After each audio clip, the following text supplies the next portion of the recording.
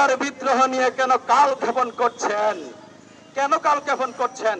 তার মানে কি আমাদের প্রেসক্রিপশন কি অন্য জায়গা থেকে আসে? এখনো যারা কারাবন্দী রয়েছে অবিলম্বে এই জানুয়ারি মাসেই তাদেরকে মুক্তি দিতে হবে। যেই 2000 লাশের উপর, রক্তের উপর দাঁড়িয়ে আমার বাংলাদেশ, সেই লাশের আগে জীবন দেন, সেই 200 লাশের আগে জীবন দেন, তারপর আওয়ামী লীগকে পুনর্বাসন করার চেষ্টা করবেন। অন্যথায় আপনাদের পরিণতি অত্যন্ত ভয়াবহ হবে। রক্ত যখন দিতে শিখেছি, রক্ত প্রয়োজনে আরো দিব, প্রয়োজনে আরো দিব। তারপরও এই দেশের গণতন্ত্র বিচারহীনতা আমরা দেখতে চাই না। সংগ্রামী বন্ধুগণ, আপনাদের যারা ধৈর্য ধরে এতক্ষণ আমাদের সময় দিয়েছেন, আমরা একটা সুষ্ঠু বিচার চাই। আমরা চাই না আজকে নিরীহ মানুষের একটাই আক্ষেপ, আওয়ামী লীগ যেসব মামলা করেছে হত্যাকাণ্ডের, সবগুলো কি জামিন হয়েছে না? মামলা বাতিল হয়েছে না? বিডিআর বিদ্রোহ নিয়ে কেন কালক্ষেপণ করছেন? কেন কালক্ষেপণ করছেন? তার মানে কি আমাদের প্রেসক্রিপশন কি অন্য জায়গা থেকে আসে? খবরদার, এই বাংলাদেশের দালালি করুন, এই বাংলাদেশের দালালি করুন।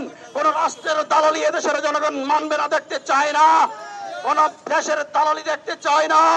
একটা দালালকে বিদায় করেছি, এই দালালি করার কারণে আমরা এদেশের দালালি করব। এটা আমার মাতৃভূমি, এই দেশপ্রেমে উদ্বুদ্ধ হন।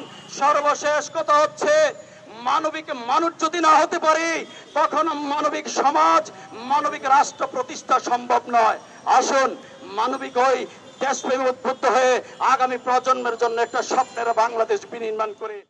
আজকে আমরা বলতে চাই, দীর্ঘ 16 বছর যে বিচারহীনতার সংস্কৃতি চালু ছিল, যে নির্মমতার সংস্কৃতি চালু ছিল, যে ঘুমের সংস্কৃতি চালু ছিল, তার সবচেয়ে বর্বরতম উদাহরণ হলো বিডিআর হত্যাকাণ্ড।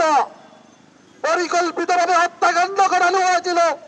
প্রিয় সাথী বন্ধুগণ, ষড়যন্ত্র করে বাংলাদেশের স্বাধীনতার সার্বভৌমত্বকে নস্যাৎ করার গভীর ষড়যন্ত্র ছিল বিডিআর হত্যাকাণ্ডের মধ্য দিয়ে। প্রিয় সাথী বন্ধুগণ, আজকে তথ্যহীন ভাষায় বলতে চাই, যারা সেই নির্মমতার শিকার হয়েছিল, এখনো যারা কারাবন্দী রয়েছে অবিলম্বে এই জানুয়ারি মাসেই তাদেরকে মুক্তি দিতে হবে। প্রিয় বন্ধুগণ, এখনো যারা জামিন নিয়ে বাইরে রয়েছেন, তারাও মানবতার জীবন যাপন করছেন, তাদেরকে চাকুরিতে পুনর্বহাল করতে হবে। যে তদন্ত কমিটি করা হয়েছে, সেই তদন্ত কমিটিকে পূর্ণ স্বাধীনতা দিতে হবে। প্রিয় বন্ধুগণ, কোন রকম কালক্ষেপণ চলবে না।